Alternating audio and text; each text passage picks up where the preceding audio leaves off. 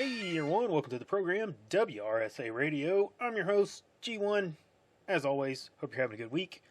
Busy one for me, but this episode of the show practically wrote itself with what has been going on out in the big wide world this week. Today we're going to be covering the happenings in Ireland. If you've been living under a rock and are not aware, Belfast has exploded into a mass demonstration, a mass riot, which, as I put the show together, is entering its second night, third night, even after some heavy rains this afternoon, which normally will kind of put a damper on things. But apparently, the rain quit, and the people are hitting the streets to show their utter disgust with the immigration situation. This began in a response, as a response to an attack on a street in Belfast where an African immigrant attacked a man and attempted to behead him. Thankfully, he was completely incapable of doing that, but he did manage to significantly injure the man, who is reported, at least in some sources, I've read this a couple of times, that he was disabled. I'm not sure if he was physically disabled or mentally disabled. I don't know the degree that he was disabled. I saw that somewhere. I can't verify it. It just sort of adds an extra layer of, tragedy to all of this. But anyway, regardless, this man was attacked by this immigrant and severely wounded. It's a good thing that passers-by were there and were willing to act, because a man carrying a hurley stick, which is a kind of like an axe handle for a game called hurling, calmly approached this swarthy enricher and walloped the fool out of him. And another bystander also jumped into action, and together they subdued the prospective engineer before he could deliver a fatal wound to the victim. So the attacker was arrested, and my understanding is both he and the victim were taken to the hospital. We learned today that the attacker is still apparently in the hospital, and he has threatened the staff and doctors if they touch him. Now, I'm not a doctor, and I didn't stay at a Holiday Inn Express last night, but I recommend more applications of that hurley stick until such time as compliance is gained or consciousness is lost, whichever comes first. The victim of the attack is also still in the hospital, clinging to life, multiple cuts and injuries to the face and neck, and sadly he's also been rendered permanently blind by the attack. Now, I'm not going to get into the details of that. It's a little lurid, but you can guess how that happened. Well, this was a straw that might have just broken the camel's back. The people of Belfast and Ireland in general have had enough, and they've had enough for quite a while already, but they hit the streets once again. Now, this is, like I said, it's a repeat of protests that happened last year as a result of another horrendous knife attack by a cultural enricher, and they were calmed after that attack. They were suppressed, but this may be the thing that finally kicks this off to some kind of conclusion. I've said many times that I believe that the final pushback would begin in Ireland and spread to the rest of the UK, and it seems that is kind of happening here. In Belfast, on the first night of protests, dozens of homes, shops, cars, and businesses belonging to immigrants were destroyed. Okay, people were being rousted out of their homes and told to get out. They had to leave the country. And then the homes were set on fire. This is not a minor disturbance or just a rowdy demonstration. This is a people who are demanding that change happen and that people who do not belong in their country leave. They're being told nicely one last time, you got to get out or else. Today we have word that people in Scotland and the UK are marching in solidarity with the people of Ireland, demanding mass deportations. We have some of the most vocal displays of anti-immigrant thoughts and sayings being voiced in mainstream public media. And we have the government of the UK coming out, of course, and saying that they're going to use the full force of the law on the people who are causing these disturbances. This is a sea change moment for the people of the UK. I think they're poised to take their country back. There just has to be a will there to say, no, we're not going to be curtailed once again. We're not going to be put down and stopped, and your threats of outing us in public and trying to drag us through the coals of your so-called justice system are not going to stop us.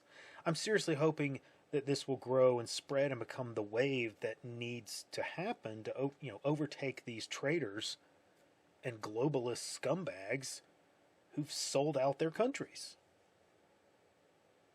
It's been soul-crushing to see what has happened to old England over the last decade. It's just disheartening.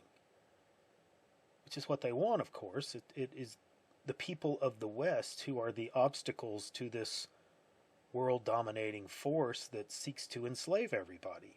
Our values and ideals and our people just do not comport with that idea on a fundamental level. So much so that we've resisted every effort to put this monster into place, and now they've had to pull out this master plan that they have, replace us, and use the rules of our own society to compel us to subvert our sovereignty to this globalist rule. Well, perhaps with a little divine providence, this is coming to a head, and the march towards our destruction is ending. People have had enough. They've been told so many times that diversity is good, that diversity brings strength and empowerment and advances and every kind of good thing that you can imagine. The diversity makes the rivers flow with milk and honey and candy fall from the sky. It's lies. It's all lies. True diversity as it should be, is diversity of thought. Not necessarily physical diversity. Of course, small numbers of people from around the world who want to come to our country or European countries and assimilate and become part of the culture, that's not the problem.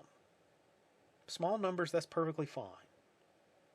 We're talking about hordes, literal hordes of military-age males who've been transported to Western nations and have flooded the inner cities of America and Europe and overwhelmed the social welfare systems to the points of failure, and not to mention the mental health care systems such as they are. We have armies of maladjusted, insane, and anti-Western males roaming around the streets of the cities in packs who are preying on the native populations. Women and children are being attacked and molested, and men are being attacked and left bleeding and maimed, sometimes for life, or worse. Our culture has so ingrained men to be meek and submissive that they're disarmed in every sense of the word and left defenseless. When they do stand up for themselves, as we've seen multiple times in the U.S. as well in Europe, they become the target of harsh criminal actions and draconian punishments. They see sentences that not only far outweigh the seriousness of their so-called crimes, but are in stark contrast to the virtual slaps on the wrist that immigrants are receiving for actual lasting physical, mental, and financial harm that they cause to victims. When your government goes out of its way to protect minorities from the consequences of their criminal actions and slaps heavy, life-changing punishments on the majorities for far less serious offenses, well, then you know that you're living in an occupied nation, and your government doesn't belong to you. It belongs to whomever is paying the politicians and officials behind the scenes. I have no expectation that if I go to, say, Malaysia or an Arab country, a Persian country, whatever, a non-white country, we could say that out loud, an African country, if I commit a crime, I expect that I'm going to receive a harsher sentence than someone who's local. That's the norm around the world, except for Western nations.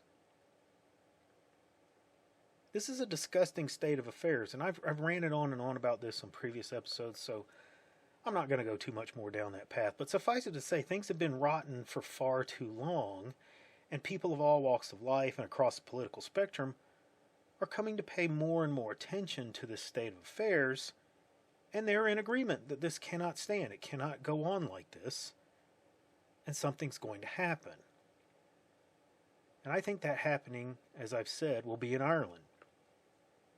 And I'm going to be watching this unfold over the next few days to see if it indeed grows to epic proportions. This could be the thing, the fire, the spark that sets this all off. This could be the time. Reports are that police from mainland England are being sent to Ireland to try to stop this wave of demonstrations and riots.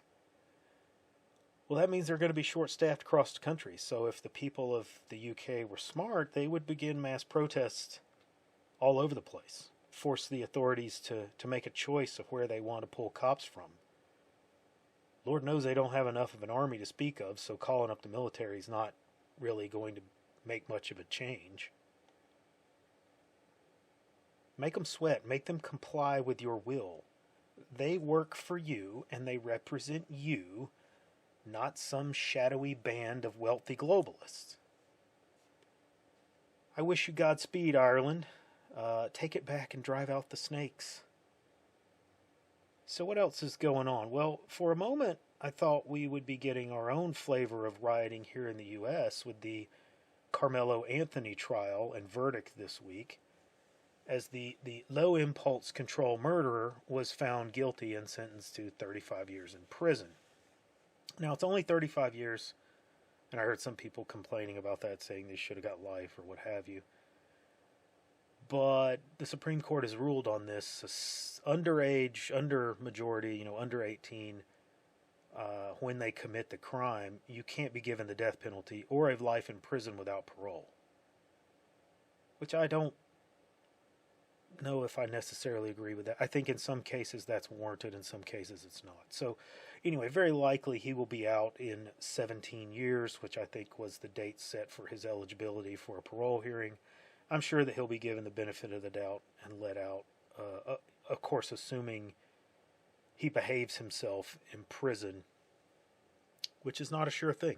It's not a good environment to be in. But as you can imagine, black groups, racial activists, social justice activists, all those types were not happy with the outcome of this trial. They were comparing this to the Kyle Rittenhouse trial and the outcome of that situation. I'm not even going to get into that absurdity because there is no comparison to this. This kid went into another team's bench at a high school sporting event. This was not a riot. This was a high school sporting event. And he provoked a response, and then he threatened the kids who were telling him to leave. And he then pulled out a pocket knife from his gym bag and stabbed a young man to death. That's murder. Sorry, it is. And thankfully, the jury didn't debate very long on this and delivered the best judgment that they could. Now, it's tragic. It's tragic on a lot of levels. This is two families that have lost their sons. But the theme is the same in all of these situations. We have the larger picture all the way down to the personal picture. And it's a portrait of people who can't live in civilized society and peacefully coexist with the population and culture. It's kind of emblematic of the whole show. And it has to change. We can't continue to do this. We don't have to keep living like this. Anyway, that is all I have time for this week. Like and subscribe. Come see us over on Gab, Nice Crew, and the Mothership. Head on over to the merch store for a t-shirt, and I'll see you on the next episode.